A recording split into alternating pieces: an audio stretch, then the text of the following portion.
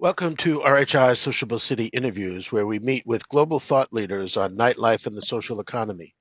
Today we are here with Joe Reilly, who works for the Iowa City Downtown District as the nighttime mayor, serving as a liaison to businesses, visitors, residents, city, county, and university entities as they relate to nightlife. The role also serves a marketing purpose to cultivate, sustain, and promote arts and nightlife culture in the district. Reilly came to this role after working 10 years in hospitality travel industry management. Some projects include better restrooms, measuring foot traffic patterns with power washing needs, coordinating and supporting harm reduction training for venue staff, supporting additional relief areas during peak game day visitations, and partnering with local social services to get crisis diversion resources information into bars, clubs, and restaurants. Hey, Joe, it's great to actually have this conversation. We've been talking about it for quite a while. Hey, thanks, Jim. Thanks for having me. Yeah, yeah. Now, you're kind of an iconic person, or at least Iowa City is an icon in this whole night mayor concept coming into the U.S. From Amsterdam. And this term has evolved, and now you have night manager, you have the nighttime manager, nighttime economy manager, director of the office of night. There's all kinds of different terms. Mhm. Um, but this idea, I think, in the early stages, Iowa City was always referenced as, if Iowa City can do it, then why can't our city do it? So how do you interpret that as a reason for cities to move in this direction? Sure. Well, we're flattered that we give fuel to people's fire. But honestly, in the same statement, you know nothing about Iowa City if you haven't been there. And the founding of our role here in the Iowa City Downtown District came out of a place of perception and crisis. Iowa City, home to the University of Iowa, had a reputation that preceded itself as a college party town, where we had people who were uh, out in our bars drinking to excess, but also hanging adjacent to bars, not patronizing businesses, getting in fights on the streets. Um, having a reputation like that, but also recognizing that amongst all those people in nightlife, that's only what rose to the top in the news. And so to say that the whole downtown nightlife scene is that was false, and having this role created was one way to coalesce all these voices of all these nightlife operators, but also tell the story that no one sets out to open a business where someone's going to be assaulted, taken advantage of, cause ill will towards people. But then also making sure that we can work with those patrons, and not the patrons, but the operators, and how they let them know how they're perceived and get to hear their side of the story, and then have a two-way communication between people like our city hall, between entities like the University of Iowa, and even neighbor to neighbor, and just having this role here to be in the same room and almost in a mediator type sense, just be there to like facilitate conversations. And a lot of times what we find out, whether it's visitors or students or parents of students, is that they don't know the full story. And having this role and inside of our organization helps tell the whole side of the story, and also get people the information resources that they need, whether you're a visitor or an operator, or another entity wanting to do business here in downtown. What you're saying, it seems to me, is that kind of Iowa City can do it implies that you're not that much of a significant city that has the same problems that a big city or a larger city or a big metropolitan area would have. But what you're saying is that you're not unlike others, and that whole kind of nightcap alliance Mhm. evolved because there were people who were being put into these positions for a lot of essentially the same reasons that you were. Um, Um, and that's one reason. I think it's mhm, because there's a crisis. We have to fix the crisis. Let's mhm, just put somebody in this job because we heard about it, mhm. and then let them fix these problems. So, as a part of Nightcap Alliance, as you get new cities coming on board to be a part of your group, what is this? What are the stories that they tell you? Because they just were hired, it was just in the news, and then they found out about you, and they come to one of your first meetings, and then you all just say, "Well, what was the reason that you were hired, or that your office was set up? What is the like three Yeah, primary reasons that people say they were put in this position?" yeah, I think you hit it right on the nose. And these communities, their hubris got the better of them because they're setting these folks up to fail, and that's why we got together with the and created the Nightcap Alliance as a landing pad for these new hires, because a city would say, well, if Iowa City can do it, we can do it, and we have 10 times, 20 times the resources and this and that. And then you hire, you have no idea as the hiring municipality or what organization what you're doing with nightlife management. You just maybe saw some other community do it, and you hire the person and you push them out the door. And so that's why we had this role created. And for instance, we had communities like New Orleans, and Howie actually came, and we had been meeting probably 2 years before they created the Office of Nightlife. And Howie knows um, a former NEVA venue operator named Andre Perry here in Iowa City. And he used to manage the Ingler, and Howie knows him through NEVA. And so Andre put us together and we invited Howie into one of our calls before we formalized in a casual meetup. And so Howie really had the time to understand what it is that we do. And it was already, and from my perception and what happened, it was already like he was already going to be that person when they made the office. So Mhm. in his instance, he came very well prepared about what our interactions are like with our members or our operators, and what solutions or methods do we use to get things done. So in that instance, seems fairly successful. Um, so there are some communities where the position has evolved, and it taken a different form. So for instance, Bloomington, Indiana, having someone more of like a social worker, and hearing about what they're going through, and really trying to help track the homeless situation in Bloomington was like their start, and then trying to get out of that and evolve and really try to feature and showcase their nightlife.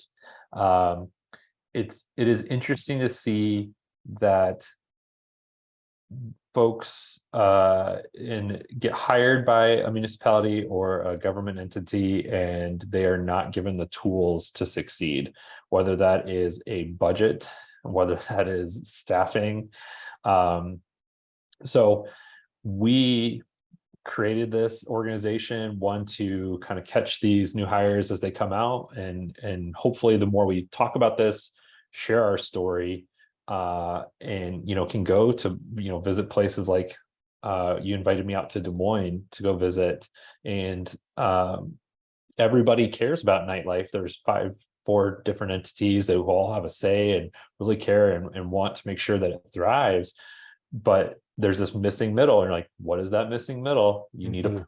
an entity or a person in the middle who ties all those All authorities the pieces together and together. and Yeah.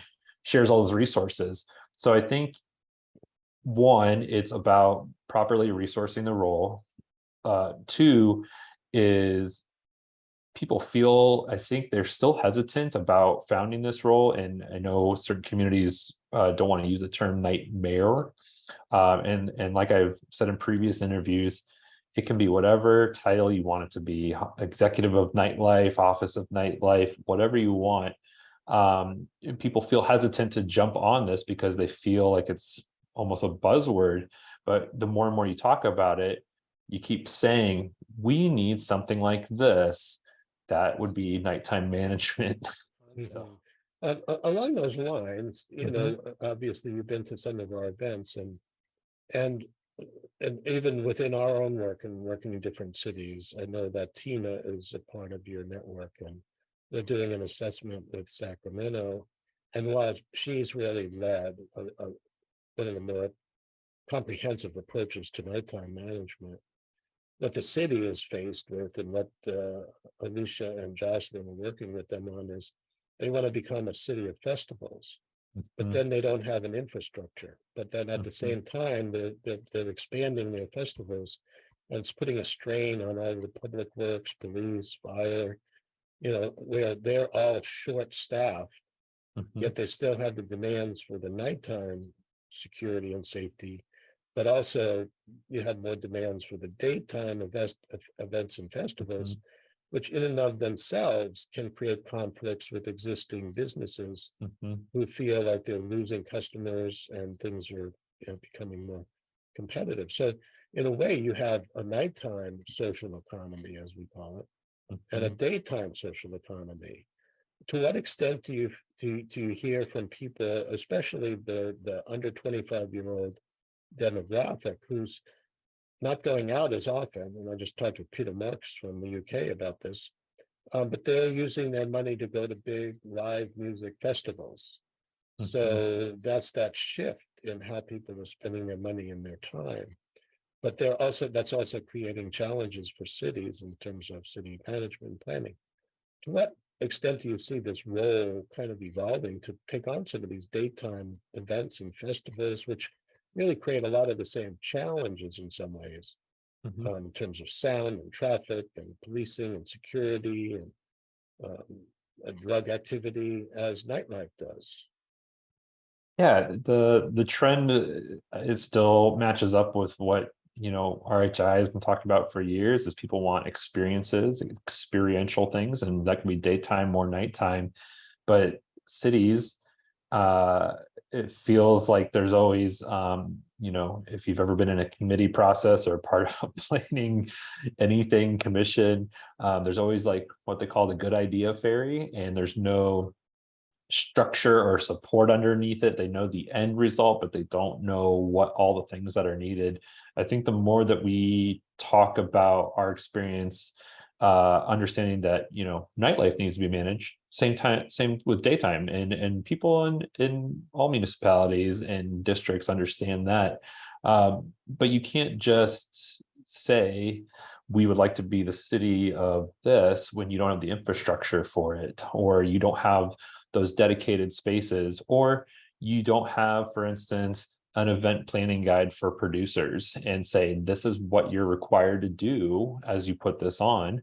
Or if your city wants you to put a hand in assisting these producers, that I would say in that instance that would be a misstep, because ultimately it's these outside influences, their concepts, and Mhm. an entity shouldn't be kind of bringing life to a thing like that. They should be able to direct you to resources about, here's the permitting department, you need to have a meeting. We could formalize a checklist for you, and like, you have yet to have a meeting with public safety about your staffing plan. You have yet to have a meeting about your electrical needs, the sound that generators make, the amplification. There could be still a manager of that, but ultimately these people and their wishes, you can create the playing field or the variables to attract festivals, but ultimately it should be these event producers, and then you, the entity or whoever is hosting or shaping that space, should be able to hold them to a standard that Mhm. you set. And I think that's how it live on. Love Yeah. the idea of festivals, but I don't think that people should be helping them produce. You have to have the infrastructure, just like what you're saying is the night manager, the nighttime manager. I use as a metaphor the conductor of an orchestra. Mhm, The conductor of the orchestra may know how all of the instruments play, but needs a score. And then they need the sections of the orchestra. And the conductor has to, work with what we call a planning section, the vibrancy section, and the safety section. And so they each play different instruments but the conductor needs to know how all of those instruments play together to maintain a harmony, and there needs to be a score, which is like what you're saying. You have to have that script for the event planner, but you also have a script for the nighttime business, so that they're fitting into this mix. Yeah. Good. I'm sorry. Oh yeah, everyone has to have skin in the game. You can't make something for somebody and then expect them to value it the same way that they would if they created themselves. Yeah. You have to add that creativity and innovation. Along those lines, what we've seen is that as more of these cities develop these offices or have the staff, you have multiple cities in the same state. So you've got Philadelphia and Pittsburgh. Just as a result of us working in Des Moines, you're going to probably have a Des Moines and an Iowa City. And I know Sioux City, I attended a conference as a speaker, and they were interested in doing something. I know Davenport's been working on some of these issues. So within the state, you have these multiple cities that may not have this office or have a position, but are challenged with some of these issues. Georgia, the same thing, Atlanta, and then Savannah's going to have a night manager, and Macon, and some other cities in the state. And so as you begin to see this growth, at what point are the issues or the challenges or the resources that a city needs controlled by the state, whether it be the alcohol licensing and the rules and restrictions that they have that may not match the trends or the markets in the cities, or issues that may require some coordination at the state level. So do you envision or do you see kind of instead of your nightcap alliance that's really kind of US based, some kind of almost a state chapter, state network that forms among cities where you get together with each other within your own state to deal with issues that are much more unique to your own state. Yeah, I could totally see this evolving organically. I mean, it's just on a larger scale, the same way that one individual or office coalesces their community voices. It would take a couple or a few in a single state to then have some clout, because that's one of the benefits of this job, is that you can represent a whole bunch of people, and for a state to pay attention, or a state licensing office or a legislature to pay attention, I think there needs to just be multiple in the state. I could totally see it going that way. There are things that are you just need more voices, louder voices, to help the people who write these bills, or work with them to amend certain laws, and show and tell the story of how these laws are impacting the social economy, or public safety, or attracting visitors to your area. I could totally see it going that way. I think it has to be organic. It would be over time. But it would be similar to people who are, like, let's say, American Planning Association. It'd be like, I could totally see those being founded. And I think the more people we bring into the fold and have these conversations, and organizations like RHI and Nightcap, and like a place like Vibe Lab and 24-hour Nation, 24-hour Dallas, things like that, the more people we bring in, I think the stronger the case is going to be made for more formalization and more unified getting things done across the state level. Now, we just had a call yesterday on drugs and harm reduction and nightlife, and Carly from Bristol, she was a speaker in New York City. She commented that said, when lockdown ended, you had the 18-year-olds that were locked down for 18 months coming out. And she said it was just totally different. Even Peter Marks said the same thing, that there was an overwhelming change and infusion of activity. and have you seen something similar with that kind of lockdown generation now entering that nightlife scene? Are they behaving differently? How have women integrated more within the nightlife? Are they making some of the choices and decisions differently about their own safety and choosing places? How has kind of COVID changed the dynamics, whether it be within the patron mix or within the staffing mix?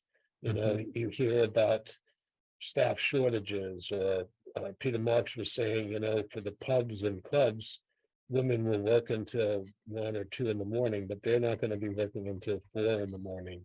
And so that mix of women managers and um, is becoming challenging, and also it shifts in the way people choose to go out and what they choose to do. Have you noticed Mhm. behavioral changes among this young adult population, or Yeah, where I they're would socializing or how they're socializing? Is it more home uh, parties, or is it more street parties, or is it more festivals, more nightlife?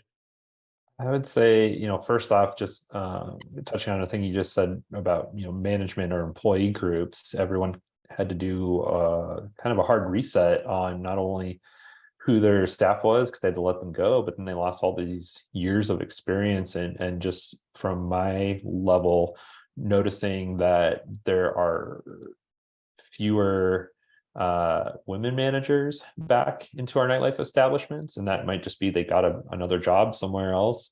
But it's going to take some time to redevelop a sense of leadership when the owner maybe not isn't on site or isn't around on those evenings or weekends. So there's a little bit of maturity that needs to happen with some of their staff management, and other venues are perfectly fine. I think there's a little bit to be said not only with pandemic lockdown, but also the mix of TikTok, and you had all this time to understand or or view all these videos where people are just doing outlandishly brazen things in public just for likes and views. And so people didn't have 3 years to go through all these social norms and structure, and they think that these things have no consequences. So for instance, like um young adults going through our downtown with water pellet guns, and water, it's just a water pellet gun, but how are we supposed to know that that's not a real gun? Some of them are painted black. um Shooting water pellets inside of venues or stores or out on the street, and then just capturing it all on TikTok just for clout. Mhm. So I think it's going to take a while for people to understand, like, yeah, I don't want an outlandish prank pulled on me. I don't want my property vandalized, and you wouldn't want that done to your home or your property either. And there's going to be a while for that to reset. Yeah, bring back civility. Yeah, that Bob that always talks about the Yeah, loss, that you have to work on civility right. But I think as an objective. Yeah. but I think trend wise, that also rolls back into this whole experiential thing we're talking about with nightlife. We still want experiences, and we capture those. And so in a way, these outlandish like things that people are doing, like seeing some college students rip out ceiling tiles from a bathroom or trying to crawl up into ceiling tiles and like falling down, and then it gets posted onto a an account, like maybe like Barstool, and people are like, oh my gosh, that's so funny, and you're like, that's funny, but like immediately in the comments, the person who's doing that is positively identified or tagged by your friends. That lives on the internet forever. Mhm. We had it just seems like it's this whole cycle all over again, when a new social media platform comes on and people don't understand the use of it. So for instance, we had this was 10 years ago, and I'm not going to name the name of this because this student has moved on with their life, but they had a very infamous Twitter handle that had to do with vodka. And they made a whole personality out of this. And this did a lot of damage to their post college career. And Mhm. so understanding that everything lives on forever, things have consequences, but people are trying to still capture an experience. It may not be the exciting craft cocktail thing, but there are still folks like that out there. There are still folks who want to go to concerts, but it's just having that civility again in a public setting, and realize that just because you're looking at a screen or capturing something on the screen, you are also present in that moment Mhm. doing those things. Yeah. It's crazy. And that's one of the biggest challenges. Now, just to conclude, um, there's already been, as a new profession, turnover. Ariel was there in New York for 5 years, and she's moved on. DC is on their third nighttime manager. So Mhm. there's turnover. So you're the second person in your position. So where do nighttime managers go when they decide that that's not what they want to do? And where do you see this role as leading to for you? Yeah, as of right now, I haven't thought much beyond this point. But I feel like noticing where folks go is somewhere either tangential or around hospitality, whether that is, consulting, whether that is event producing. It feels like they still like a moth to the flame. They still want to be around that action of Mhm. nightlife. Our previous nighttime Mary Angela is still working in hospitality with like this coffee roaster company. I think she's out in Colorado, but they still want to be a part of those like experiences and like taking those, in her line of work, like taking these coffees to festivals and like Mhm. vending there and just being a part of that action and energy. I could see that happening, but I think what people need to, both the employer and the employee need to realize is there is this kind of fandom about the role, and I have a total detachment from it. I understand that the social media accounts I use are just for work purposes. This is the Iowa City nighttime mayor's stuff. I'm just happening to be in control of it right now. Mhm. And I think sometimes that rubs the employer the wrong way too, when some of these nighttime managers or people get on, there's a lot of press or splash in the news about them. And there are even certain municipalities out there who never want the reference of nightmare in the presence of the mayor. Mhm. Uh, you know, Yeah, um, Ariel had to do that right. when she was in New York. Yeah.